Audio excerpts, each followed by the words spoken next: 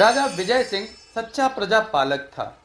उसके राज्य में पूर्ण रूप से सुख समृद्धि का निवास था। उसके इस यश और वैभव को देखकर उसके पड़ोसी राजा ईर्ष्या किया करते थे। एक बार राजा अपनी रानी को लेकर वन विहार को गए। राजा को अपने साहस और पराक्रम का पूरा भरोसा था, इसलिए उसने अपने साथ कोई सेवक या सिपाही भी नहीं लिया। राजा और रानी दोनों ही दो अच्छी नस्ल के घोड़ों पर सवार होकर अकेले ही चले गए। यूं तो दुस्साहस वीरों का आभूषण है, किंतु कभी कभी इसका भी भयंकर परिणाम भोगना पड़ता है। यही उस दिन राजा विजय सिंह के साथ हुआ। अपने बल के घमंड में राजा ने समय का ध्यान ही ना किया। घोड़ों को हरियाली घास के मैदान में छोड़कर अपनी पत्नी के साथ दिन भर प्रकृति की अनोखी छटा के दर्शनों का आनंद लेता रहा। जब सूर्य भगवान का रथ अस्ताचल की ओर जाने लगा और ठंड बढ़ने लगी, तो राजा को अपनी नगरी लौटने का होश आया। उसने अपनी रानी का हाथ पकड़ा और तेजी से घोड़ों के पास मैदान में जा पहुंचा। वहां से दोनों घोड़े गायब थे। अब तो राजा को काटो तो खून नहीं, उसके होश ठिकाने न रहे। वह रानी की ओर सहमी हुई दृष्टि से देखने लगा, मानो पूछ रहा हो, अब क्या होगा। अंधकार के फैलाव के साथ ही जंगल की भयानकता बढ़ती जा रही थी। रानी भी मन ही मन कांप उठी, किंतु अपने पति का उत्साह बढ़ाती हुई बोली, घोड़ों को शायद कोई चोर चुरा ले गया है और नगरी तक पैदल पहुंचना संभव नहीं है। अब तो यहीं पर रात बिताने के लिए कोई स्थान तलाश करना चाहिए। हाँ, यही करना होगा। विचारों में डूबे हुए राजा ने उत्तर दिया और उसके साथ रानी का हाथ पकड़कर किसी सुरक्षित स्थान की तलाश में एक और चल दिया। अभी वह मुश्किल से 200 कदम ही चले होंगे कि अचानक बड़ी तेजी से 4 आदमियों ने उनके ऊपर आक्रमण कर दिया और दोनों को बंदी बना लिया। बाहर समय जो राजा स्वयं को सैकड़ों आदमियों के लिए भी भारी समझता था, वह साधारण से 4 आदमियों के द्वारा बंदी बना लिया गया। छुटकारे का तो कोई उपाय था ही नहीं। राजा ने एक दीर्घ श्वास लेकर उनसे पूछा, भाइयों, तुम लोग कौन हो? हमने तुम्हारा क्या बिगाड़ा है? हमें इस प्रकार बंदी बनाने में तुम्हारा क्या उद्देश्य है? हम तुम्हारे परम शत्रु राजा मलय सिंह के सेवक हैं। तुम्हारा वध करने के लिए हमें भेजा गया है। अब तुम्हारा अंतिम समय समीप है। तुम्हारी कोई अंतिम इच्छा हो तो हमें बताओ। वे चारों गरजे। उन लोगों की यह बात सुनकर राजा बड़े जोरों से हंसा और बोला, तुम लोग मेरी अंतिम इच्छा की पूर्ति नहीं कर सकते। मेरी इच्छा की पूर्ति तो परम पिता परमात्मा ही कर सकता है। तुम्हें जिस काम के लिए तुम्हारे स्वामी ने भेजा है, उसे पूरा करो।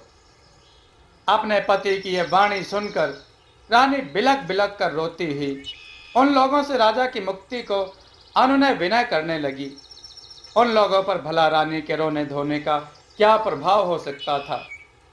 वे निर्दयता पूर्वक राजा को भयंकर जंगल की ओर घसीटने लगे। जब रानी को पक्का निश्चय हो गया कि वे चांडाल उसके पति को मुक्त करने वाले नहीं हैं, तो उसने नारियों के अंतिम हथियार गालियों का प्रयोग करना शुरू कर दिया।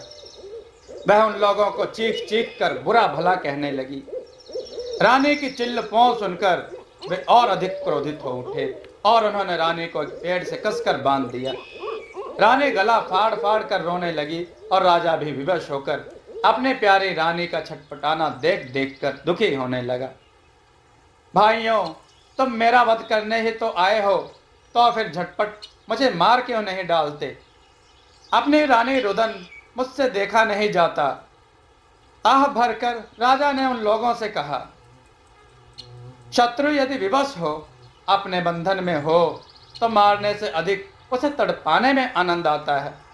हम तुम्हें मारेंगे तो सही, जितना अधिक तड़पा तड़पा कर मारेंगे, उतना ही अधिक हमें आनंद आवेगा। जोर की हंसी हंसते हुए उन चारों ने एक स्वर से कहा। राजा खून का घूंट पीकर रह गया। उन्होंने पेड़ से रानी को खोल लिया और दोनों पति पत्नियों को घसीटने लगे। राजा ने अपनी रानी को संबोधित करते हुए कहा, प्राण प्रिय, संकट के समय डरपोक और मूर्ख रोया करते हैं। तुम छत्राणी हो, मौत को हंसकर गले लगाने वाली छत्राणी। रोना धोना तुम्हें शोभा नहीं देता। अपने पति की साहसपूर्ण बातें सुनकर रानी को कुछ धीरज बंधा। वह भी चुपचाप उन चारों के पीछे बिना रोए धोए चलने लगी। मनुष्य जब स्थिर चित्त होता है तो विवेक भी ठीक काम करने लगता है। मन स्थिर सामान्य होने पर रानी को अपनी मुक्ति का एक उपाय सूझा। वह इन चारों से बोली, निर्दयी लोगों, इस भयंकर ठंड में मुझसे पैदल नहीं चला जाता। महाराज भी पैदल चलने के अभ्यासी नहीं हैं। अतः या तो हमारे घोड़ों को ला दो, हम घोड़ों पर सवार होकर तुम जहां कहोगे वहीं चलने लगेंगे। और यदि घोड़ों पर बिठा करके हमें नहीं ले चलना चाहते तो हमें घास फूस इकट्ठा करके कुछ आग ही जला दो, जिससे हम अपने हाथ पैर सेक कर ठंड से छुटकारा पा सके। घोड़े पर बिठाकर तो हम नहीं ले जा सकते। हाँ, आग जलाने वाली तुम्हारी बात मान लेते हैं। इस बहाने हम भी चिलम पीकर थोड़ा सुस्ता लेंगे। उन चारों में से एक सिपाही ने कहा। वह शायद चारों में नायक था। उसके इस कथन के साथ ही शेष तीनों सिपाहियों ने राजा और रानी को पेड़ से बांध दिया और आग जलाने का प्रबंध करने लगे। इस बीच रानी ने राजा को अपनी सोची हुई युक्ति बता दी। युक्ति सुनकर राजा प्रसन्न हो उठा और युक्ति को सफल बनाने का उपाय भी सोचने लगा। जंगल तो था ही, घास फूस और लकड़ियां भी क्या कम थी। थोड़ी ही देर में 3 सिपाही ढेरों ईंधन इकट्ठा कर लाए और उसमें आग लगा दी। रानी तो इसी अवसर की ताक में थी ही। जैसे ही आग अच्छी तरह सुलगी, उसने अपने हाथ सेकने के बहाने अपने हाथ में बंधी रस्सी में आग लगा दी। रानी के इस कृत्य से चौंक कर चारों सिपाही उसकी ओर झपटे। इतनी ही देर में राजा को अवसर मिल गया। उसने रानी वाली युक्ति से अपने बंधन की रस्सी जला डाली और एक झटके से सब बंधन मुक्त हो गया। बंधन मुक्त होते ही राजा उछला और एक सिपाही के सीने पर तो अपने लातों का भरपूर वार किया और दूसरे सिपाही के सर पर अध जले रस्सी की गांठों का प्रहार किया। अचानक हुए वार से एक सिपाही तो चारों खाने चित्त हो गया, दूसरा पीड़ा के मारे आह भरता हुआ गुड़मुड़ हो गया। रानी भी वीरांगना थी। बंधन मुक्त होते ही तीसरे से वह उलझ गई। चौथा रानी पर वार करने को ही था। तभी रानी की सहायता के लिए राजा आ गया और दोनों की भी खूब मरम्मत की। दोनों पति पत्नियों ने उनके सभी हथियार छीन लिए। हथियार छीनते ही 3 सिपाही तो भीगी बिल्ली बन गए और हाथ जोड़कर अपने कृत्य की क्षमा मांगने लगे। किंतु एक सिपाही तो उन तीनों का नायक था। अहंकार से राजा की ओर घूर घूर कर देख रहा था। वह निशस्त्र और निरुपाय था ही। राजा ने उसकी क्रोधित मुख मुद्रा की बिल्कुल परवाह ना की। वह रानी को अपने बगल में खड़ी करके उनके आगे की कार्रवाई की प्रतीक्षा करने लगा। तभी एक आश्चर्यजनक घटना घटी। उस घटना ने चारों सिपाहियों तथा राजा रानी का ध्यान अपनी ओर खींच लिया। घटना थी ही ऐसी विचित्र, ध्यान बटना स्वाभाविक ही था। एक पेड़ की मोटी शाखा भयंकर ध्वनि के साथ फट गई और उसमें से एक राक्षस अट्टहास करता हुआ प्रकट हुआ। राक्षस का आकार बहुत ही लंबा था तथा उसकी एक टांग घुटने के ऊपर से कटी हुई थी। जब राक्षस की भयंकर हंसी कुछ थमी तो वह रानी की ओर उन्मुख होकर बोला, शाबाश बेटी, मैं तुमसे बहुत प्रसन्न हूँ। संकट के समय जो मनुष्य अपना साहस और सूझबूझ बनाए रखते हैं वे कठिनाइयों पर अवश्य ही विजय पाते हैं। अपने पक्ष में उस राक्षस की बातें सुनी तो राजा रानी का भय कुछ कम हुआ। उन्होंने उस राक्षस को प्रणाम किया। प्रणाम करने के बाद रानी बोली, देव, प्रशंसा के लिए धन्यवाद। मैं आपका परिचय जानने को उत्सुक हूँ। कृपया अपना परिचय दीजिए। रानी की बात सुनकर राक्षस हो करके हंस पड़ा और बोला, मेरी शक्ल सूरत से तुम लोग यह तो जान ही गए होगे कि मैं राक्षस हूं। मेरा नाम पहले चाहे जो कुछ रहा हो, किंतु अब मेरी एक टांग जो टूटी हुई है, इसलिए सभी मुझे लंगड़ा राक्षस कहते हैं। जैसे ही राक्षस का कथन समाप्त हुआ कि राजा पर आक्रमण के लिए आए हुए सिपाहियों में से उन्हीं तीनों ने, जो राजा से गिड़गिड़ा रहे थे, लंगड़ा राक्षस को प्रणाम किया। अपने तीनों साथियों को प्रणाम करते देखा तो नायक का खून खौल उठा। वह बड़े रोषपूर्ण शब्दों में बोला, राजा ने मेरे साथ ना जाने किन कायरों को चुन चुनकर भेजा है। अकारण ही भयभीत होकर चाहे जिसे सर झुकाने लगते हैं। अरे मूर्खों, अपनी सूझबूझ से एक स्त्री हम चारों को काबू में कर सकती है, तो हम तो चार हैं। हमको अपना पासा पलटने का प्रयत्न करना चाहिए। नायक की यह बात सुनी तो रानी और राजा बहुत मुस्कुराए। राक्षस ने भी अपनी भयंकर हंसी का ठहाका लगाया। राक्षस को हंसते हुए देखा तो नायक और भी क्रोधित होकर बोला, ऐ लंगड़े, तुझे बहुत हंसी आ रही है। ले, मेरे पुरुषार्थ को तू ही परख। आ मेरे साथ मल्ल युद्ध कर। अरे मूर्ख, मेरे बल की परीक्षा करना चाहता है? ले देख मेरा चमत्कार। यों कहकर राक्षस ने ऊपर आकाश की ओर हाथ उठाया और उस नायक की ओर अपनी उंगली का संकेत किया। तभी चारों ओर से आकर नायक के ऊपर जूते और चप्पल बरसने लगे। पीड़ा से कराहता हुआ नायक भाग खड़ा हुआ। शेष तीनों सिपाहियों ने प्रार्थना की तो अपने चमत्कारी प्रभाव से राक्षस ने उन तीनों को अपने अपने घर भेज दिया और स्वयं अदृश्य हो गया। एक स्वप्न की भांति इस विचित्र घटना के घटित होने पर राजा और रानी आश्चर्यचकित हो उठे। अब ना वहां वह राक्षस था, ना शत्रु के सिपाही। वे पति पत्नी इसी घटना के विषय में बातें करते हुए रात बिताने योग्य किसी सुरक्षित स्थान की खोज में आगे चलने लगे।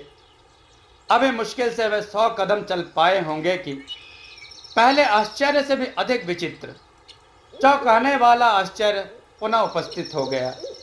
उनके सामने अत्यंत सुंदर भवन ना जाने कहां से प्रकट हो गया। शायद लंगड़े देव ने हम पर कृपालु होकर ही रात बिताने की हमारी व्यवस्था की है।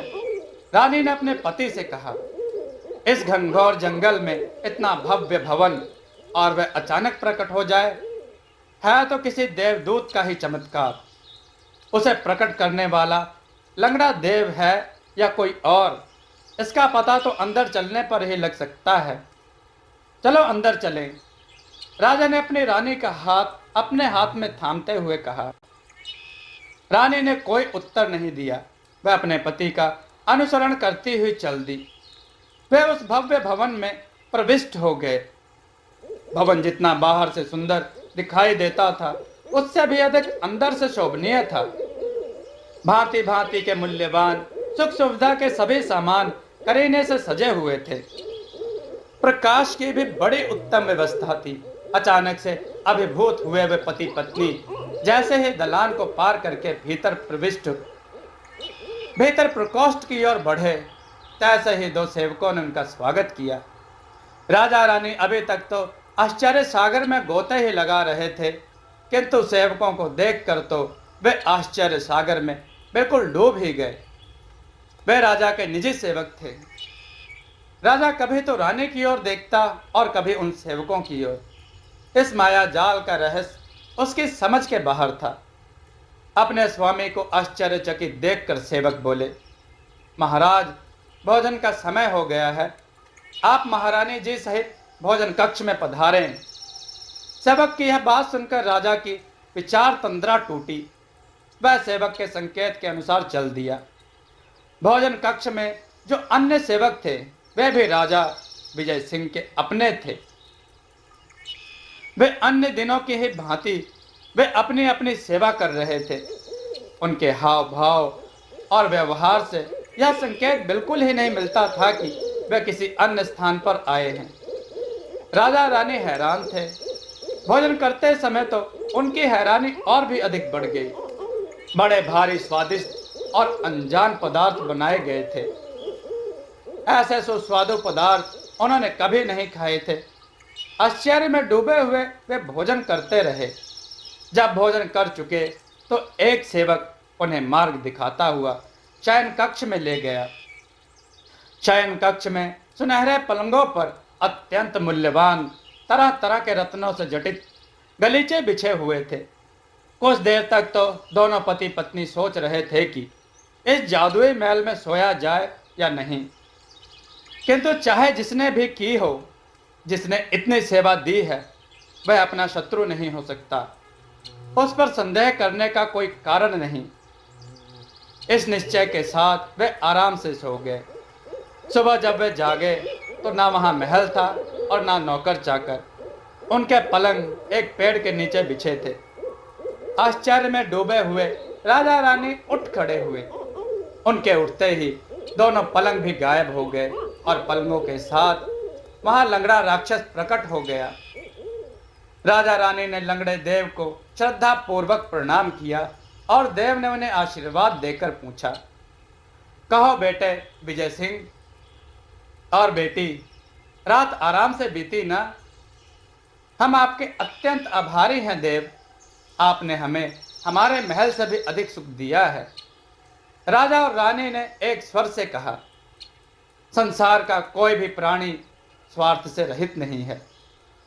मैंने भी तुम्हारी सेवा अपनी किसी स्वार्थ भावना से प्रेरित होकर ही की है।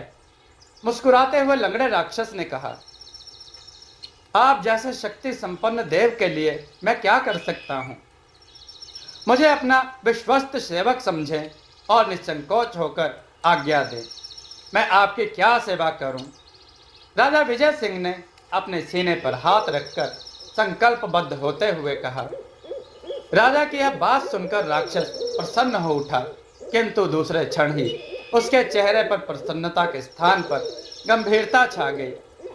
अपनी कटी हुई टांग को आगे करता हुआ वह बोला, बेटे, मेरी यह टांग कैसे कटी तुम्हें मालूम है? अभी कल ही तो आपका और मेरा परिचय हुआ है। आपने मुझे अभी तक टांग के कटने का कारण बताया ही कहाँ है। अनुमान से इतना ही कहा जा सकता है कि किसी भयंकर युद्ध में आप अपनी टांग खो बैठे होंगे। सम्मान पूर्वक वाणी में राजा विजय सिंह ने कहा, तुम्हारा अनुमान बिल्कुल सत्य है बेटे। मेरी एक टांग एक युद्ध में ही कट गई और मेरी टांग काटने वाला आज भी मेरे विशाल दुर्ग में चैन की बंसी बजा रहा है और मैं लंगड़े देव की आंखों में अश्रु छलक आए थे, अतः आगे की बात अधूरी रह गई। मैं समझ गया देव, आपकी पीड़ा को भली भांति समझ गया। आप मुझे साक्षात मृत्यु से भी लड़ने को कहेंगे तो आपकी आज्ञा से मृत्यु से भी लड़ सकता हूं। आप अब अधीरता त्याग दें और अपने दुर्ग पर पुनः अधिकार प्राप्त करने की योजना बनाएं। उत्साह पूर्वक विजय सिंह ने कहा, योजना बना चुका हूं बेटे। अपनी गीली आंखों के रोमों को पोंछता हुआ देव बोला, बस उसे क्रियान्वित करने की देर है। तो फिर शुभ काम में देर क्या? अपनी योजना को सिद्ध कर डालिए ना। राजा का उत्साह देखकर लंगड़े राक्षस के चेहरे पर पुनः प्रसन्नता नाचने लगी। वह विजय सिंह से बोला, काम बड़ा कठिन है बेटे, किंतु फिर भी मेरा हृदय कहता है कि तुम सभी कठिनाइयों पर विजय प्राप्त करके मेरी युगों से पल रही एकमात्र इच्छा को अवश्य ही सफल करोगे। मैं आपको वचन देता हूं कि अपनी जान की बाजी लगाकर भी आपकी आज्ञा का पालन करूंगा। तो फिर सुनो बेटे, आज मेरा चेहरा तुम्हें जितना भयानक दिखाई दे रहा है वह कभी बड़ा सौम्य था। मैं अपने मन में पिछले 20 वर्षों से क्रोधाग्नि में जलता रहा हूं। उसे क्रोध ने मेरा चेहरा विभत्स कर दिया है। मैं आज से 20 वर्ष पहले अनंत पर्वत के संपूर्ण क्षेत्र का एक छत्र राजा था। मेरा विशाल दुर्ग था, सेना थी, हाथी थे, घोड़े थे, बेटे बेटी थी, यहाँ तक कि परमात्मा की कृपा से मैं सभी प्रकार से संपन्न था। मेरा क्षेत्र हर प्रकार से अजय समझा जाता था। मुझे स्वप्न में भी यह आभास न था कि कोई दुष्ट मेरे राज्य पर आक्रमण भी कर सकता है। ओह, लंगड़ा देव शायद अपनी अतीत की घटनाओं में खो गया था। राजा और रानी जो लंगड़े देव की कहानी बड़ी रुचि से सुन रहे थे, उसे चुप होता देखकर बेचैन हो उठे और बोले, फिर क्या हुआ देव? हुआ वही जो अपने राज्य की सीमाओं की चौकसी न रखने वाले किसी भी मूर्ख शासक के साथ हो सकता है। एक दिन पर्वत के उस पार बसे हुए पड़ोसी देश के बर्बर राक्षस राजा धूमा ने अचानक मेरे राज्य पर आक्रमण कर दिया। सीमाएं चारों ओर से असुरक्षित थी ही, उसका विरोध कौन करता? राजधानी में प्रवेश करने पर उसका थोड़ा बहुत विरोध मेरे सैनिकों ने किया, किंतु वह विरोध उसका कुछ न बिगाड़ सका। वह बड़ी सरलता से मेरे महल में भी प्रवेश पा सका। वह जादूगर भी है। जहां उसने जादू के प्रयोग की जरूरत समझी, वहां जादू का भी प्रयोग किया और नंगी तलवार घुमाता हुआ अचानक मेरे सामने प्रकट हो गया। मैं जब तक संभलता तब तक तो वह दुष्ट अपने खड़ग से मेरी टांग को काट चुका था। अब अपनी जान बचाकर भागने के सिवाय मेरे पास कोई चारा न रहा। एक विश्वस्त सेवक मुझे अपने कंधों पर डालकर घुड़साल तक ले गया और वहां से हम दोनों दो घोड़ों पर सवार होकर भाग निकले। भागते समय ना हमारा कोई गंतव्य था और ना ही कोई दिशा, केवल प्राणों की रक्षा ही उद्देश्य था। सो जिधर भी घोड़े चले हमने उन्हें ना रोका। चलते चलते घोड़े हमें इस घनघोर जंगल में ले आए। इतना कह लंगड़ा देव कुछ देर के लिए रुका। राजा और रानी जल्दी से जल्दी उसकी कहानी जान लेना चाहते थे। लंगड़े देव ने बात रोकी तो वह व्यग्र हो उठे। लंगड़ा देव उनकी मनोदशा ताड़कर मुस्कुराया और पुनः कहने लगा, इस जंगल में चोटीनाथ नामक एक प्रसिद्ध जादूगर रहते हैं। मैं उनके चरणों में बैठकर जादू की शिक्षा प्राप्त करने का अपने मन में पक्का निश्चय कर लिया था। मेरा सेवक जो इस समय मेरा घनिष्ठ मित्र है, वह भी जादू की शिक्षा पाने का इच्छुक था। अतः हम दोनों ने गुरु चोटीनाथ से अपनी इच्छा पूर्ति की बात कही। गुरु चोटीनाथ बड़े ही सज्जन पुरुष और कठोर साधक थे। उन्होंने हम दोनों को अपना शिष्य बनाकर जादू की ऊंची से ऊंची शिक्षा दी। अब हम दोनों अच्छी श्रेणी के जादूगर हैं। लंगड़े जादूगर की बात को बीच में काटते हुए राजा बोला, आपका वह अनन्य मित्र इस समय कहाँ है? हम उनके दर्शन भी करना चाहते हैं। ठीक है, मैं और वह दोनों इसी पेड़ में रहते हैं। हम दोनों साथ साथ ही भोजन किया करते हैं। मुझे भूख भी लगाई है। अब मैं उसे बुलाता हूँ। वह भोजन की परात लेकर आवेगा। तुम उसे जी भरकर देख लेना। हम मांसाहारी हो गए हैं। तुम्हें हमारे भोजन से घृणा ना हो, इसलिए तुम्हें चिड़िया बनाकर पेड़ पर बिठाए देता हूँ। यह कहकर लंगड़े देव ने राजा और रानी को चिड़िया बनाकर पेड़ पर बिठा दिया तथा अपने मित्र को जादुई मंत्रों से पुकारा। वह भोजन की परात लेकर उपस्थित हो गया। लंगड़े देव ने राजा और रानी को चिड़ा और चिड़िया बना दिया था तथा अपने मित्र को जादुई मंत्रों से पुकार लिया था। वह भोजन की परात लेकर उपस्थित हो गया। दोनों मांसाहार करने लगे। भोजन करते हुए लंगड़े देव का मित्र बोला, अच्छा यह बात है भोपत जी। क्यों, क्या हुआ? लंगड़े देव ने पूछा।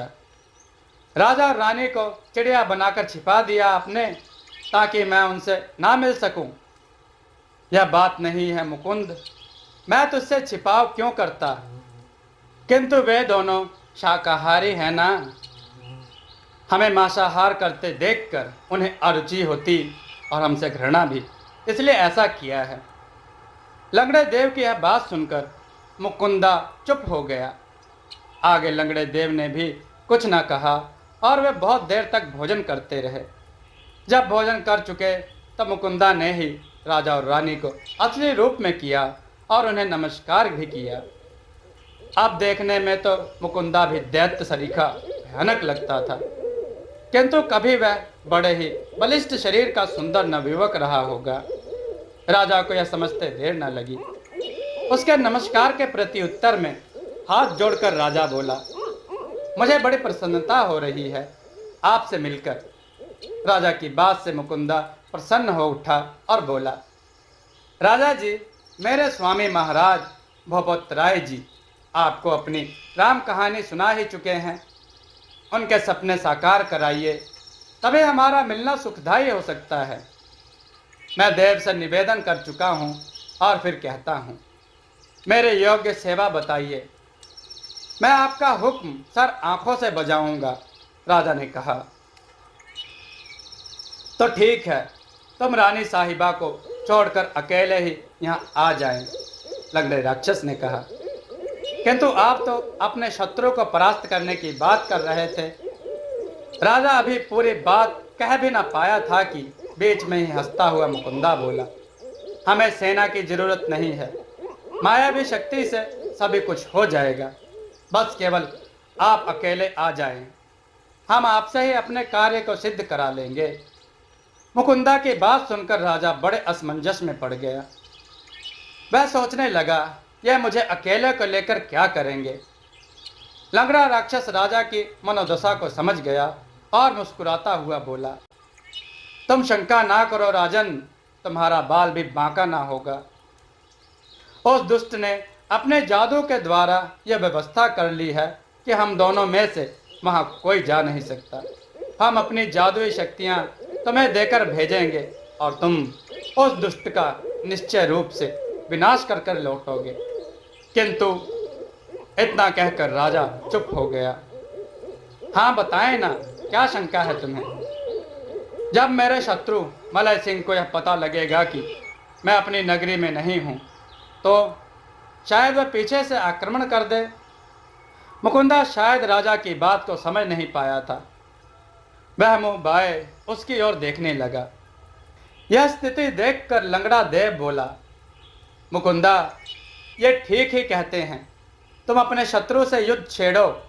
जब तुम याद करोगे तभी मुकुंदा तुम्हारे पास उपस्थित हो आएगा और मलय सिंह की चटनी बना देगा। यह तो राजा के लिए मुंह मांगा वरदान था। उसने उन दोनों को प्रणाम किया और चलने को उद्यत हो गया। तभी मुकुंदा बोला, ऐसे नहीं, भोजन करके जाना होगा। उसके इतना कहते ही वहाँ अत्यंत सुंदर भवन पुनः प्रकट हो गया और रात की भांति ही तरह तरह के सुस्वादु पदार्थों का भोजन राजा और रानी ने किया। जब वे भोजन कर चुके तो महल अदृश्य हो गया और महल के स्थान पर उनके दोनों घोड़े प्रकट हो गए। राजा और रानी के हर्ष की सीमा नहीं। वे उछलकर अपने अपने घोड़ों पर सवार हो गए और घोड़ों को एड़ लगा दी। घोड़े उन्हें लेकर राजधानी की ओर उड़ चले। लंगड़ा देव की मार से पीड़ित होकर वे चारों सिपाही अपने स्वामी राजा मलय सिंह के पास पहुंचे और रो रो कर आप बीती सुनाने लगे। उन सिपाहियों ने जो नायक था वह तो इतना अधिक भयभीत था कि ठीक से बात भी नहीं कर पा रहा था। वह अपने स्वामी के समक्ष खड़ा होते हुए भी मानो कहीं दूसरी जगह खोया हुआ था। राजा से बात करते करते ही वह चीख उठा, बचाओ बचाओ, अरे कोई मुझे बचाओ। यह लंगड़ा देव मेरे प्राणों का ग्राहक बनकर मुझे खींच रहा है। क्यों मोती, क्या बात है? बुरी तरह चीख क्यों रहा है? मंत्री ने उस नायक से कहा। मंत्री की कठोर आवाज सुनी तो नायक को होश आया। अपनी स्थिति पर सहमता हुआ बोला, मंत्री जी क्षमा करें, मैं डर गया था। अभी अभी मुझे ऐसा आभास हुआ था मानो लंगड़ा राक्षस अपना भयंकर मुंह फाड़ कर मेरे पीछे दौड़ा आ रहा हो और मुझे पकड़कर खा जाना चाहता हो। धिक्कार है तुझे, तो चुल्लू भर पानी में क्यों नहीं डूब मरता?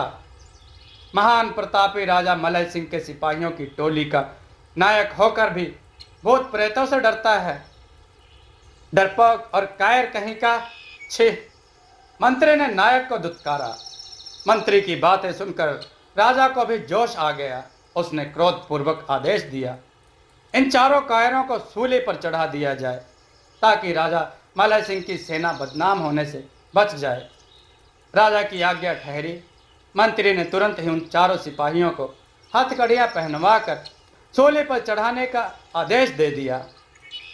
जैसे ही वे बंदी सिपाही राजसभा से बाहर गए, तैसे ही सभा मंडप में एक कड़कती ही आवाज गूंजी, दम्भी मलय सिंह, बंदी बनाए इन सिपाहियों को प्राण दंड देना उचित नहीं, उन्हें शीघ्र से शीघ्र बंधन मुक्त कराइए। यह आवाज सुनकर पूरी सभा का ध्यान आवाज की ओर गया।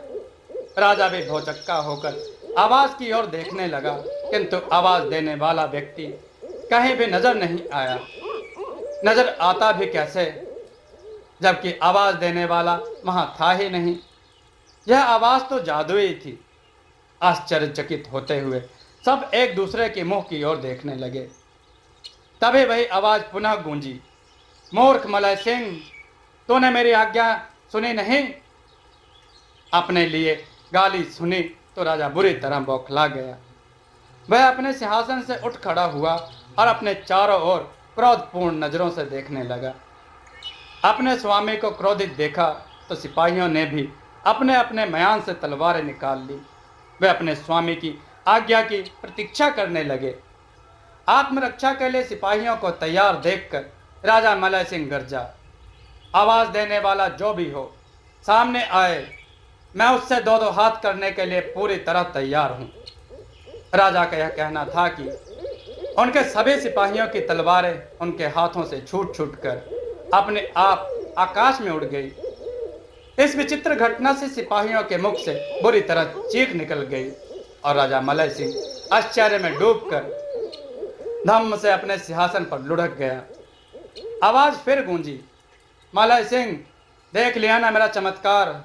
अब या तो अपने पड़ोसी राजा विजय सिंह की अधीनता स्वीकार करके उसे भेंट भिजवाने की व्यवस्था करवाओ, नहीं तो युद्ध के लिए तैयार हो जाओ।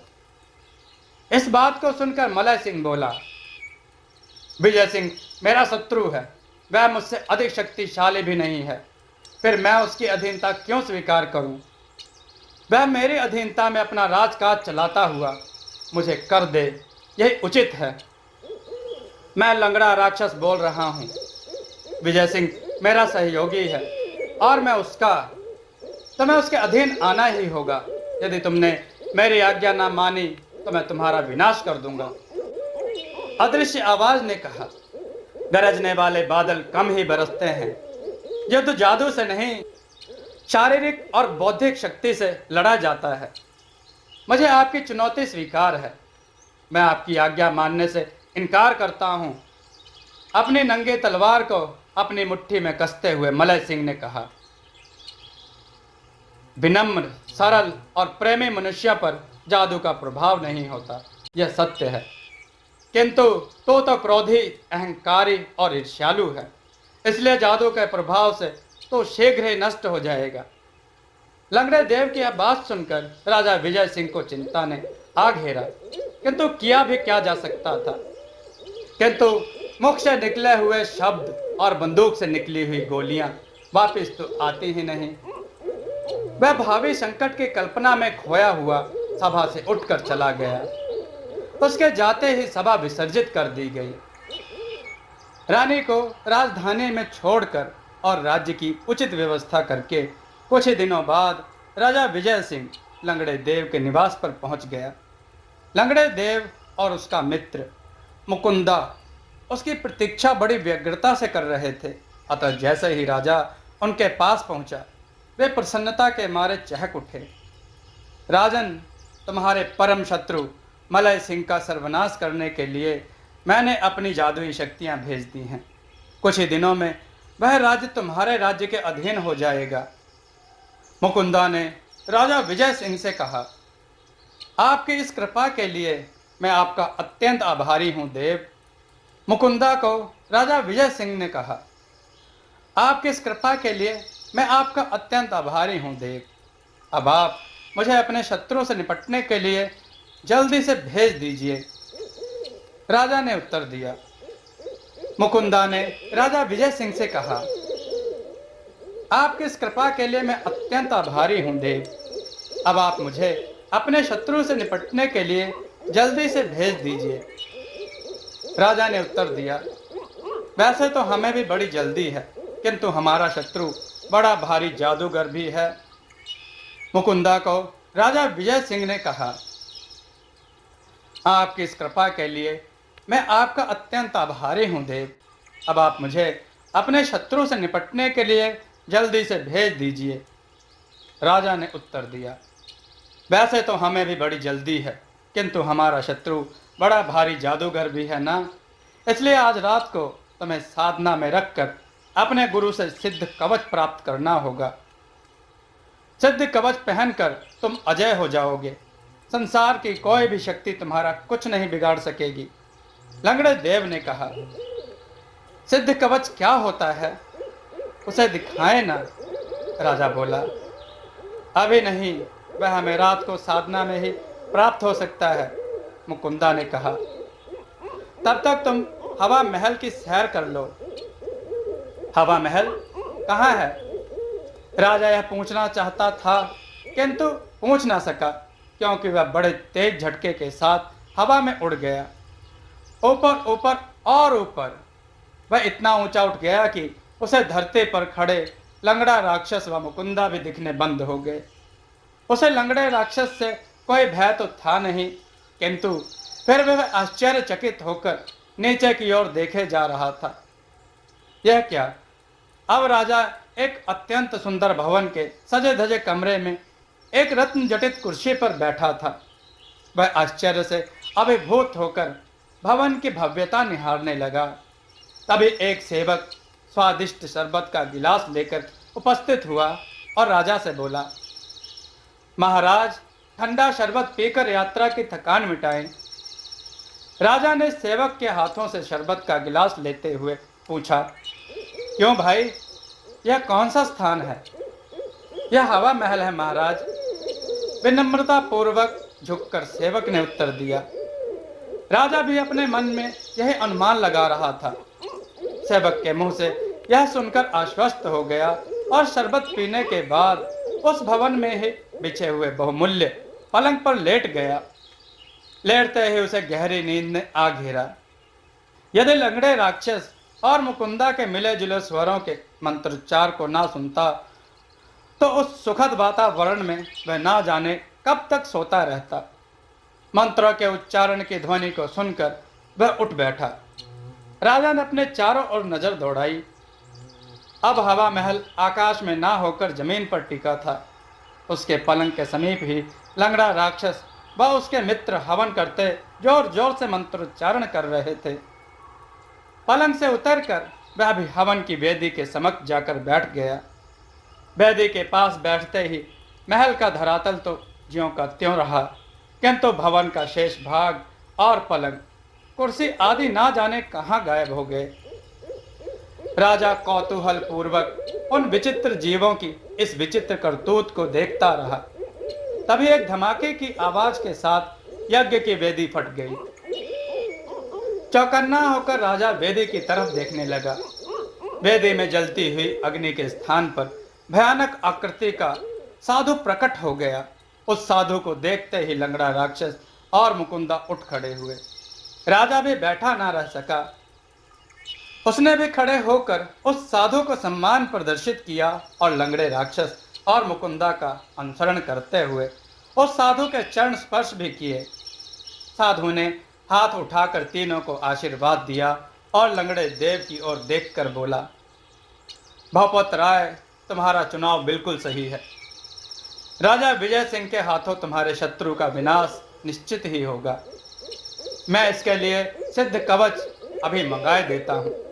यूं कहकर उसने ऊपर की ओर हाथ उठाया और कुछ मंत्र बुदबुदाए। देखते ही देखते राजा विजय सिंह के शरीर पर अपने आप ही लोहे का आवरण चढ़ गया। राजा यह देखकर आश्चर्यचकित रह गया कि लौह आवरण इतना कठोर होने पर भी उसके सभी अंग सुविधा पूर्वक मुड़ तुड़ सकते थे। तुम इन्हें तो पहचान गए ना? मुस्कुराते हुए लंगड़े राक्षस ने उस साधु को इंगित करके राजा विजय सिंह से प्रश्न किया। क्षमा करना देव, मैंने आपके दर्शन आज पहली बार ही किए हैं, इसलिए अपने कथन की सच्चाई का दावा तो नहीं करता, किंतु अनुमान से मैं यह समझता हूं कि आप गुरु चोटीनाथ हैं। राजा ने कहा, तुम्हारा अनुमान बिल्कुल सत्य है राजन, मैं चोटीनाथ ही हूं। मुकुंदा और भोपत मेरे परम प्रिय शिष्य हैं। मैं इन पर प्रसन्न हूं। तुम्हें यह अपना उद्देश्य बता ही चुके हैं। तुम इनके शत्रुओं को नष्ट करने के लिए प्रातः ही यहाँ से प्रस्थान करो। लंगड़े देव की बजाय स्वयं गुरु चोटीनाथ ने विजय सिंह राजा से कहा, मैं तैयार हूं देव। लंगड़े देव ने मुझे अकेले ही बुलाया है। बिना सेना के मैं इनके शत्रु से किस प्रकार युद्ध करूं? कृपया करके मुझे यह समझा दीजिए। राजा विजय सिंह की यह बात सुनकर गुरु चोटीनाथ मुस्कुराए। उन्होंने कुछ मंत्रों का उच्चारण करते हुए पुनः आकाश की ओर हाथ उठाया। उनके हाथ पर एक छोटी सी विचित्र चिड़िया प्रकट हो गई। चिड़िया बहुत सुंदर थी। उसका शरीर तरह तरह के 8-10 रंगों से चित्रित था। गुरु चोटीनाथ की हथेली पर बैठी बैठी ही वह मनुष्य की भाषा में बोली, मुझे क्या आज्ञा है गुरुदेव? गुरु चोटीनाथ ने चिड़िया को कोई उत्तर नहीं दिया। उस चिड़िया को राजा विजय सिंह को देते हुए बोले, बेटे विजय सिंह, यह छोटी सी मनोहार चिड़िया मेरी जीवन भर की तपस्या का फल है। संसार की सारी शक्तियां इस चिड़िया के अधीन हैं, किंतु यह चिड़िया युद्ध संचालन का ढंग नहीं जानती। इसलिए कुशलता पूर्वक युद्ध को संचालन करते हुए तुम इस चिड़िया को जो भी आदेश दोगे, यह तुरंत उसका पालन करेगी। गुरु चोटीनाथ की यह अटपटी बात राजा विजय सिंह की समझ में ना आई। भला यह नन्ही सी चिड़िया युद्ध में किस प्रकार सहायक हो सकती है? फिर भी चिड़िया की शक्ति की परीक्षा करने के लिए उसने चिड़िया को आदेश दिया, चिड़िया रानी, मुझे 200 बलिष्ठ सिपाहियों की जरूरत है। 200 सिपाही बना दो। किंतु सब व्यर्थ। चिड़िया उसकी हथेली पर बैठी बैठी अपनी चोंच को पैनी करती रही। सिपाही तो क्या, वहां चींटी भी पैदा ना हो सकी। राजा गुरु चोटीनाथ की ओर देखने लगा। अरे बेटे, मैं एक बताना तो भूल ही गया। इस चिड़िया का नाम चित्रा है। आदेश देने के पूर्व इसके नाम का उच्चारण अवश्य है। इसका नाम अच्छी तरह याद कर लो, चित्रा, चित्रा, चित्रा। अपना नाम सुनते ही चित्रा चींची करने लगी। राजा विजय सिंह ने अपना पहला आदेश दोहराया, चित्रा, मुझे 200 बलिष्ठ सिपाहियों की जरूरत है। तुरंत ही 200 सजीले जवान विविध अस्त्र शस्त्रों से लैस एक ही वर्दी पहने हुए प्रकट हो गए। राजा को उस चिड़िया की विचित्र शक्ति पर बड़ा आश्चर्य हुआ। साथ ही इस बात का पक्का भरोसा भी कि अब वह युद्ध जीत कर लौटेगा। चित्रा, अब इन सिपाहियों को विदा कर दो। विजय सिंह के इस आदेश के साथ ही वे सिपाही अदृश्य हो गए। बेटे, तुम इस चिड़िया का शक्ति परीक्षण कर ही चुके हो। तुम्हारा पाला विचित्र जादूगर से पड़ेगा।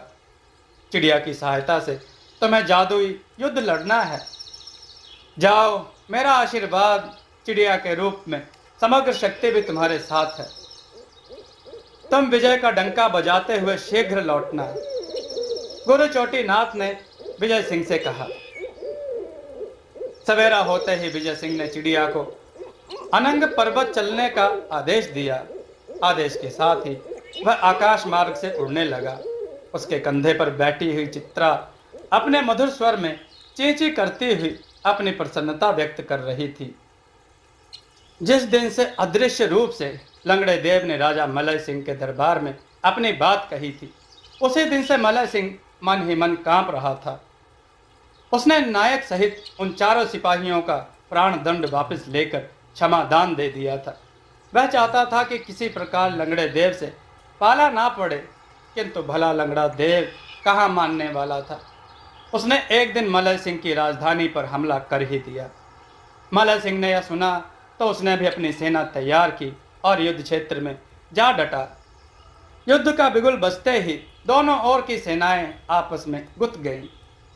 मलय सिंह की सेना कमजोर ना थी। लंगड़े देव की राक्षसी सेना भी उसकी मार के आगे टिक ना सकी। उसके पैर उखड़ने लगे। अपनी विजय होती देख तो मलय सिंह प्रसन्नता से चिल्ला उठा, अब कहाँ हो लंगड़े राक्षस, प्रकट होकर अपनी जादुई लाशों को समेट ले जाओ। लंगड़े देव ने अपनी कमजोर स्थिति देखी तो जादू की लड़ाई लड़ने का निश्चय किया। अब तक उसकी सेना ही जादुई थी और युद्ध मानवीय नियमों के अनुसार ही लड़ा जा रहा था। पलक झपकते ही मलय सिंह की सारी सेना मैदान से गायब हो गई और लंगड़े देव की सेना के सभी सिपाहियों का रूप बड़ा भयानक हो गया। बहुत से सिपाहियों के तो 4-4 हाथ थे, बहुत से बिना हाथों वाले, कुछ लंगड़े थे तो कुछ 4-4 टांगे। मुख ऐसे भयानक कि देखते ही भय से रोंगटे खड़े होने लगे। वह भयंकर सेना हाथी पर सवार मलय सिंह का चारों ओर से घेराव करने लगी। मलय सिंह भौचक्का सा होकर यह देखने लगा। उसकी समझ में कुछ न आ रहा था कि अब किस प्रकार से लड़ाई लड़ी जाए। उसकी इच्छा हुई कि मैदान से भाग जाए, किंतु भागने के लिए लंगड़े देव की सेना ने कोई मार्ग ही न छोड़ा था।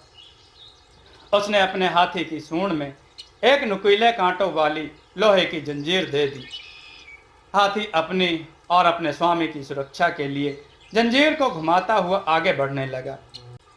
इस युक्ति से उसे लंगड़े देव की राक्षसी सेना के घेरे से मुक्ति की आशा बंधी, किंतु यह युक्ति भी थोड़ी सी देर ही काम दे सकी। लंगड़े राक्षस के कुछ सिपाही उड़ उड़कर मलय सिंह पर हमला करने लगे। अब तो मलय सिंह बुरी तरह घबरा गया। उसने लंगड़े राक्षस से सुलह करने में ही अपनी भलाई समझी। उसने चिल्लाकर कहा, लंगड़े राक्षस, मैं जादुई युद्ध नहीं जानता हूँ। लड़ना हो तो मनुष्यों की लड़ाई लड़ो, किंतु मैं तो जादुई युद्ध ही जानता हूँ, जादुई युद्ध ही लड़ूंगा। अदृश्य आवाज गूंजी। तब तो मैं व्यर्थ ही मृत्यु को गले लगाना नहीं चाहता। मैं हार मानता हूँ। इस युद्ध में आप विजयी हुए, मेरी सेना को प्रकट कर दीजिए। मलय सिंह के यों कहते ही उसकी सारी सेना ज्यों की त्यों हो गई। साथ ही लंगड़ा राक्षस और उसका मित्र मुकुंदा भी प्रकट हो गए। लंगड़े राक्षस ने मलय सिंह से कहा, बेटे, तुम बहादुर होने के साथ साथ बुद्धिमान भी हो। अपनी चतुराई से तुमने जन धन का व्यर्थ नाश बचा लिया। तुम विजय सिंह की अधीनता में राज्य संचालन करते हुए आनंद पूर्वक रहो। विजय सिंह भी साहसी और सज्जन है।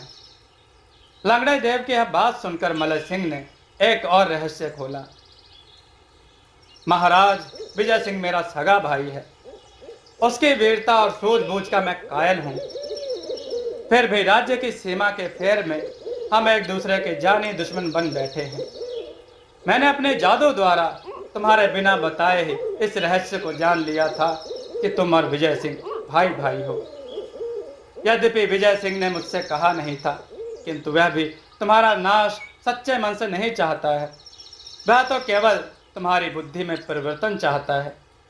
इसलिए मैंने इस प्रकार की लड़ाई लड़ी है। नहीं तो मुझे इतनी देर के युद्ध की जरूरत क्या थी। मैं एक क्षण में तुम्हें और तुम्हारी सारी सेना को पत्थर की मूर्ति बना सकता था। लंगड़े राक्षस ने कहा, अब तो मैं आपके अधीन हो ही चुका हूं। आप जो भी आज्ञा करेंगे मैं उसे सर आंखों से बजाऊंगा। मस्तक झुकाकर मलय सिंह बोला, विजय सिंह की प्रजा तुम्हारी प्रजा से अधिक सुखी है और अपने राज्य से संतुष्ट भी। तुम प्रजा के हितों की ओर ध्यान नहीं देते हो, यह अच्छी बात नहीं। मैं विजय सिंह को समझा दूंगा, वह भी तुमसे प्रीति का व्यवहार किया करेगा। तुम भी अपने बड़े भाई का सम्मान करते हुए अपने सद्गुणों का विकास करो। दोनों भाइयों की संगठित शक्ति होने पर तुमसे तुम्हारे सभी शत्रु भी भयभीत रहेंगे। लंगड़े देव ने मलय सिंह को उपदेश दिया। लंगड़े राक्षस की आज्ञा को शिरोधार्य करके मलय सिंह ने विजय सिंह को संधि प्रस्ताव के साथ साथ बहुत सी वस्तुएं उपहार में भेज दी।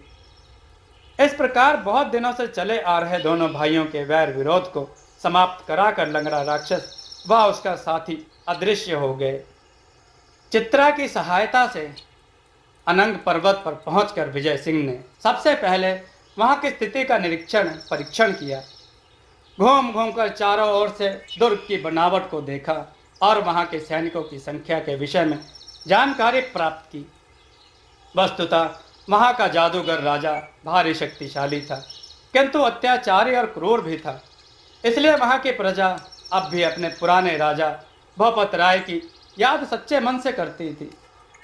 यह सब जानकारी प्राप्त करके विजय सिंह आगे लड़ाई छेड़ने के बारे में सोचने लगा। उसे शायद लड़ाई छेड़ने की कोई युक्ति सूझ गई थी। उसने चिड़िया को आदेश दिया, चित्रा, मुझे मच्छर बना दो। मैं यहाँ के राजा के भवन में जाकर उससे मुलाकात करना चाहता हूँ। वह तुरंत मच्छर बन गया और भिनभिनाता हुआ राजा धूमा के कमरे में जा पहुंचा। बस फिर क्या था, मच्छर ने अपने स्वभाव के अनुसार सोए हुए राजा के कान में बड़े जोर से काट लिया। राजा धूमा जाग पड़ा। उसने पलंग पर लेटे लेटे ही ऊपर को हाथ किया। उसके हाथ में एक लोहे की मजबूत डिबिया आ गई। उसने डिबिया का ढक्कन खोला।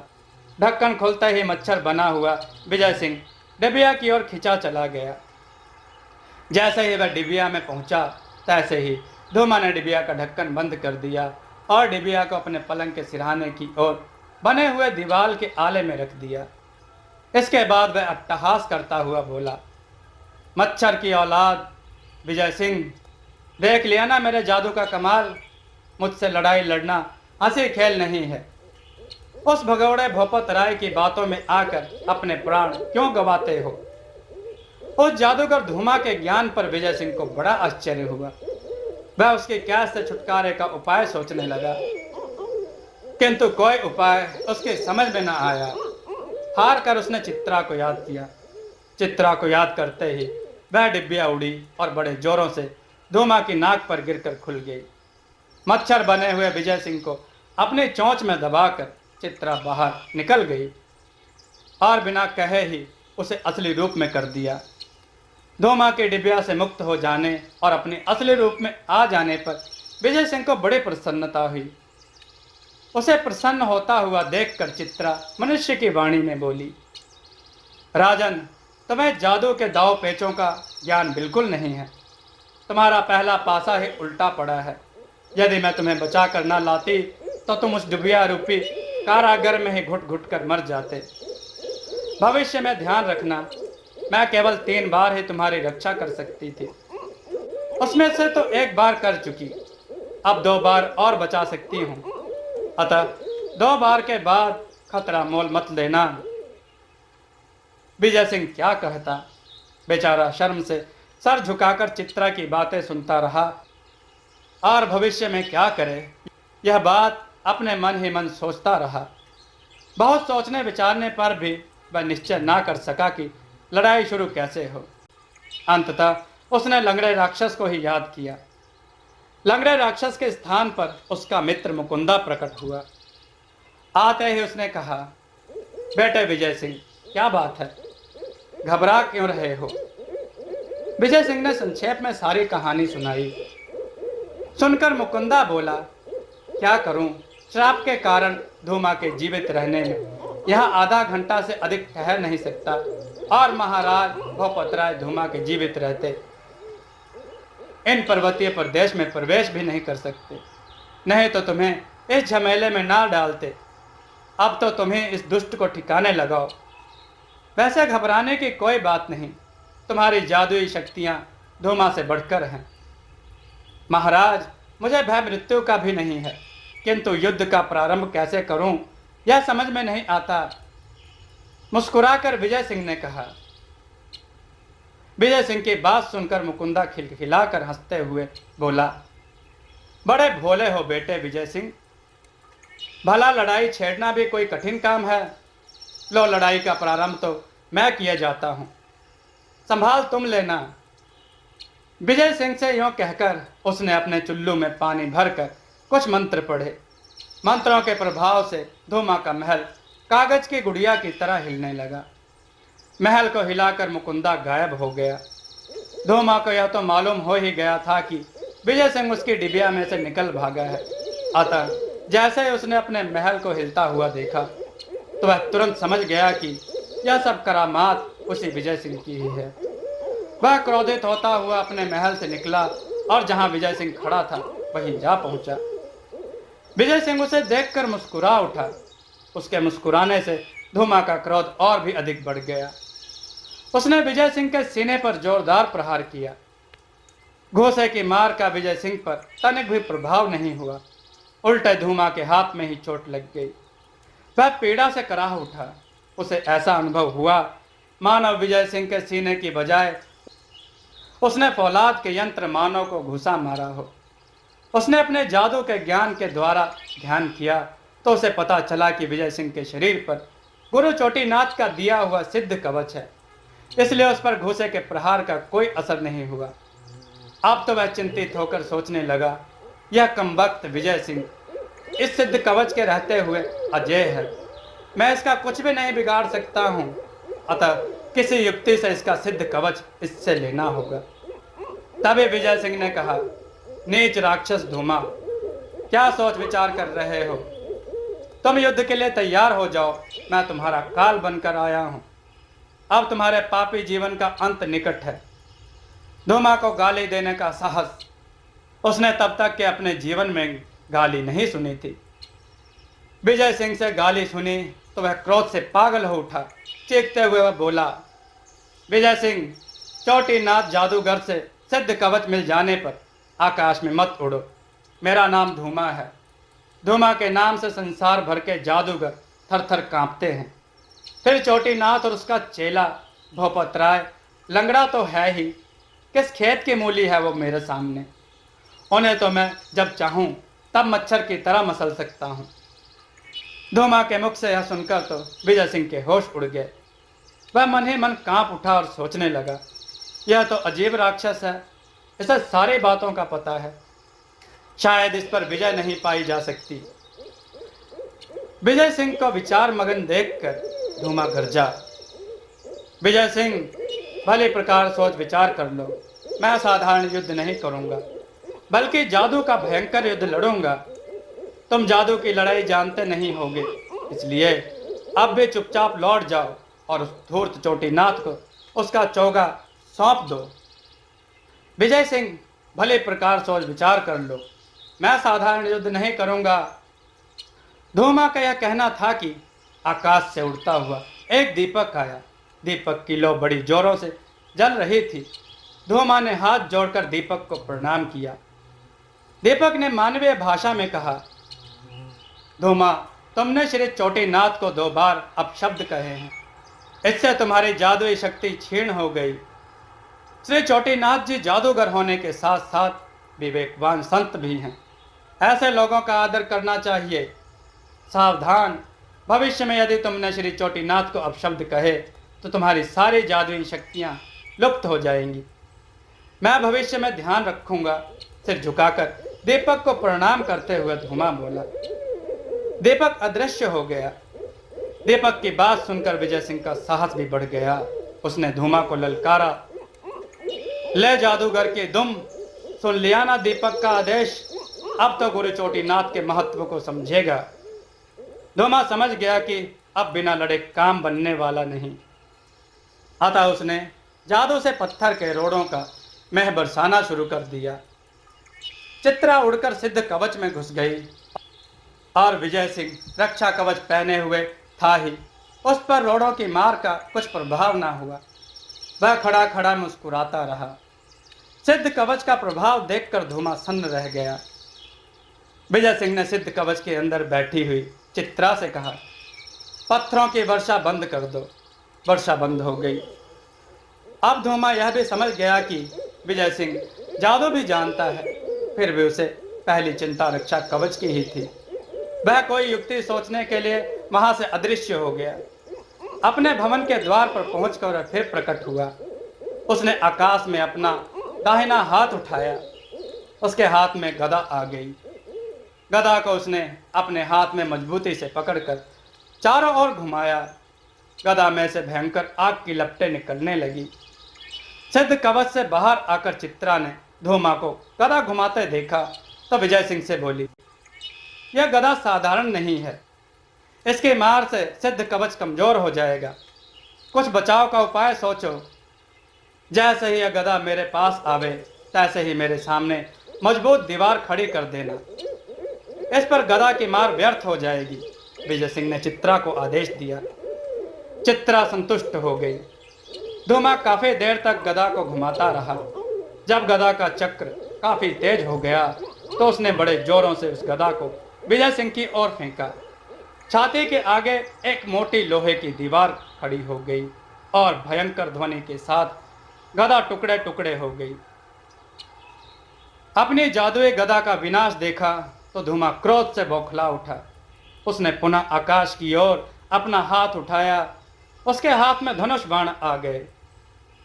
विजय सिंह ने चित्रा से कहा, चित्रा, मुझे धूमा के बाणों को काटने वाले धनुष बाण दो। तुरंत उसके हाथ में भी धनुष बाण आ गए। इधर से तो धूमा ने और उधर से विजय सिंह ने साथ साथ ही बाण छोड़े। मार्ग में एक दूसरे से टकराकर बाण नष्ट हो गए। अब धूमा ने तेजी से बाण वर्षा आरंभ कर दी। विजय सिंह ने जल्दी जल्दी बाण चलाना शुरू किया, किंतु धूमा की बराबर तेजी से वह संधान नहीं कर पा रहा था। धूमा के बहुत से बाण उसके शरीर से टकराने लगे, किंतु सिद्ध कवच के कारण वे बाण इस प्रकार निष्फल हो रहे थे जैसे पानी में आग हो जाती है। अपने बाणों का कोई प्रभाव न देखा तो धूमा चिंतित हो उठा। फिर भी वह सहज ही हार मानने वाला ना था। उसने अपने जादू के प्रभाव से विजय सिंह के नीचे एक कुआं तैयार कर दिया। विजय सिंह कुएं में गिर गया। कुएं में गिरते ही वह बहने लगा। वह सोचने लगा कुएं का पानी तो स्थिर होता है, फिर यह बहाव कैसा। वह कुआं नदी के रूप में बदल चुका था और उस नदी के तेज बहाव में ही विजय सिंह बहा जा रहा था। कुछ देर बहते रहने के बाद उसने अपने हाथ पर चुभन से अनुभव की। उसने देखा चित्रा हाथ पर अपनी चोंच का प्रहार करती हुई चीं चीं कर रही थी। विजय सिंह समझ गया कि चित्रा कुछ कहना चाहती है। वह बोला, चित्रा, क्या बात है? इस नदी का अंत एक राक्षसी गुफा में होता है। यदि तुम उस गुफा में बंद हो गए तो मुक्त होना कठिन हो जाएगा। कुछ बचाव का उपाय करिए। चित्रा की बात सुनकर विजय सिंह को यह ध्यान आया कि चित्रा अपने आप कुछ नहीं करती, इसे आदेश देना होता है। यह ध्यान आते ही वह बोला, चित्रा, मुझे इस भयंकर नदी के बहाव से निकालिए। विजय सिंह का आदेश पाकर चित्रा फुर्र से उड़ी। उसके उड़ते ही एक देवदूत प्रकट हुआ। उसने पानी में तैरते हुए विजय सिंह को अपने कंधे पर लाद लिया। यह देखकर विजय सिंह आश्चर्यचकित हो उठा कि उस देवदूत पर पानी का कुछ भी प्रभाव नहीं हो रहा था। वह पानी पर इस प्रकार खड़ा हुआ था और चल रहा था मानो धरती पर चल रहा हो। देवदूत ने विजय सिंह को नदी के किनारे पर लाकर बिठा दिया और हाथ जोड़कर उससे बोला, मेरे योग्य और कोई सेवा हो तो बताइए। मुझे धूमा के किले में पहुंचा दीजिए। राजा विजय सिंह ने देवदूत से कहा। आज्ञा की देर थी। देवदूत ने उसे कंधे पर बिठाकर आकाश मार्ग से उड़ना शुरू कर दिया और थोड़ी सी देर में ही धूमा के सामने ले जाकर खड़ा कर दिया। राजा विजय सिंह ने चित्रा से तलवार की याचना की और तलवार प्राप्त होते ही कड़क कर धूमा से बोला, धूमा, अब तो इस धरा पर कुछ क्षणों का मेहमान है। मैं तुझे यमलोक भेजने पुनः आ गया हूँ। सावधान होकर मुझसे युद्ध कर। धूमा मदिरा पान करके नशे में मस्त होता हुआ अपने गले की नरमुंड माला पर हाथ फिरा रहा था। उसे सपने में भी यह आशा ना थी उस जादुई कक्ष से विजय सिंह बच निकला होगा। अपने सामने उसे सही सलामत खड़ा देखकर उसे पसीना आ गया। अब उसने छल से काम लेने का विचार लिया। वह मुस्कुराते हुए बोला, वाह भाई विजय सिंह, तुम वास्तव में अच्छे जादूगर हो और जादुई युद्ध में तुम मुझसे अधिक बलवान साबित हुए हो। इसलिए मैं अपनी हार स्वीकार करके तुम्हारा अभिनंदन करता हूँ। तुम मेरे इस भवन को अपना ही समझकर इसमें आराम कर लो। तुम्हारा हार्दिक स्वागत है। विजय सिंह ने सोचा, यदि इसके महल में रह लिया जाए तो संभवतः इसे नष्ट करने का कोई सूत्र हाथ लग जाए। इसलिए बोला, मुझे आपका आमंत्रण स्वीकार है। विजय सिंह ने स्वीकृति दे दी तो धूमा ने एक सेवक के साथ उसे अतिथि गृह में भेज दिया और उसके स्वागत का पूरा प्रबंध भी करा दिया। विजय सिंह काफी थक चुका था। वह चाहे शत्रु के घर में ही था, पर फिर भी आराम मिलने से उसे आलस्य आ गया। अपने कमरे के किवाड़ बंद करके वह आराम से सो गया। उसने सिद्ध कवच भी उतार कर खूंटी पर टांग दिया। धूमा के गुप्तचरों ने जब विजय सिंह के निद्रा मग्न होने और रक्षा कवच को उतार कर अलग रख देने की सूचना दी तो वह प्रसन्नता के मारे नाच उठा। वह यही तो चाहता था। कमरे के गुप्त मार्ग से प्रवेश करके उसने रक्षा कवच अपने अधिकार में कर लिया। अब चित्रा ने चींची करते हुए विजय सिंह के मस्तक पर चोंच का प्रहार किया तो आंखें मलता हुआ विजय सिंह उठ बैठा और चिड़िया से बोला, क्या बात है चित्रा, क्यों शोर मचा रही हो? गजब हो गया राजा साहब, उसके कान के पास मुंह ले जाकर कहा। क्या हुआ? आश्चर्यचकित विजय सिंह ने पूछा। गुरु चोटीनाथ की दी हुई अनमोल भेंट, आपका रक्षा कवच चुरा लिया गया है, धीरे से चिड़िया ने कहा। यह सुनते ही विजय सिंह के पैरों तले से जमीन खिसक गई, किंतु अब पछताए होत क्या। गुरु चोटीनाथ की दी ही अनमोल भेंट, आपका रक्षा कवच चुरा लिया गया है, धीरे से चिड़िया ने कहा। यह सुनते ही विजय सिंह के पैरों तले से जमीन खिसक गई, किंतु अब पछताए होत क्या। करुआसा होकर चिड़िया से बोला, चित्रा, मुझे इस कैद खाने से निकालो। शत्रु के घर में रहकर मैंने असावधानी बरती, यह मेरी भूल थी। यह सुनकर चिड़िया ने चींची चींची की। जिस कमरे में विजय सिंह सोया हुआ था वह कमरा नीचे की ओर धरती में धंसने लगा। आश्चर्यचकित होकर विजय सिंह ने चिड़िया से पूछा, चित्रा, यह कमरा कहाँ जा रहा है? अपनी आंखें मूंद लीजिए, अभी बताती हूँ, चित्रा ने उत्तर दिया। राजा ने आंखें मूंद ली। अब वह भयानक जंगल में खड़ा था। उसने पुनः चिड़िया से प्रश्न किया, चित्रा, हम कहाँ पहुंच गए हैं? धूमा राक्षस ने सिद्ध कवच को अपने एक सेवक के हाथों इसी भयानक जंगल में स्थित भूधर पर्वत पर भेज दिया है। तुम अपना सिद्ध कवच प्राप्त करने का प्रयत्न करो, चित्रा बोली। भूधर पर्वत कहाँ है? राजा विजय सिंह ने प्रश्न किया। राजा के इस प्रश्न के साथ ही वही देवदूत पुनः प्रकट हो गया जिसने उसे मायावी नदी के बहाव से बचाया था। उसने विजय सिंह को अपने कंधे पर सवार किया और उड़ने लगा। कुछ ही पलों बाद वह भूधर पर्वत पर स्थित राक्षस के महल के सामने जा खड़ा हुआ। महल का द्वार बंद था। विजय सिंह ने चित्रा से एक गदा की याचना की। गदा प्राप्त होने पर उसने महल के फाटक पर गदा का प्रहार किया। गदा में से आग की भयंकर लपटें निकली और किमाड़े चटक चटक कर जलने लगी। आग, आग! शोर मचाते हुए दूदू के सेवक आए। अपने सेवकों के शोर को सुनकर दूदू महल के द्वार पर भागा आया। द्वार पर विजय सिंह को खड़ा देखकर वह सकते में आ गया। वह अपने बाएं हाथ से अपना मस्तक पकड़कर सोचने लगा, यह कमबख्त धूमा की भयंकर जेल से छूट कैसे आया। तभी विजय सिंह बोला, चोर कहीं के, सावधान हो जा, तेरा काल आ गया है। यूं कहकर उसने गदा को घुमाना शुरू कर दिया। विवश होकर दूदू राक्षस ने भी अपनी जादुई गदा संभाली और दोनों में भयंकर गदा युद्ध होने लगा। दोनों गदाएं जब आपस में टकराती तो भयंकर ध्वनि के साथ आग की लपटें निकलती। सारा वातावरण झंकृत हो उठा। गदा युद्ध में जितना विजय सिंह प्रवीण था उससे अधिक प्रवीण था दूदू राक्षस। अतः दोनों में से कोई हार नहीं मान रहा था। तभी विजय सिंह बोला, चित्रा, इसके महल में से रक्षा कवच ढूंढ कर लाओ। कुछ ही क्षणों बाद उसके शरीर पर रक्षा कवच आ गया। अब वह निश्चिंत होकर धुआंधार युद्ध करने लगा। उधर विजय सिंह के शरीर पर रक्षा कवच देखकर दूदू का उत्साह ठंडा पड़ गया। फलतः विजय सिंह की गदा की एक चोट से वह आहत होकर गिर पड़ा। चोट मर्मांतक लगी थी, अतः लंबी सांस खींचकर कराहता हुआ बोला, विजय सिंह, मैं तो जा रहा हूं, किंतु तू मेरे मित्र धूमा को 7 जन्म में भी नहीं मार सकता। रक्षा कवच के रहते हुए मैं अजय हूं। एक धूमा तो क्या, मैं सैकड़ों धूमाओं के लिए काफी हूं।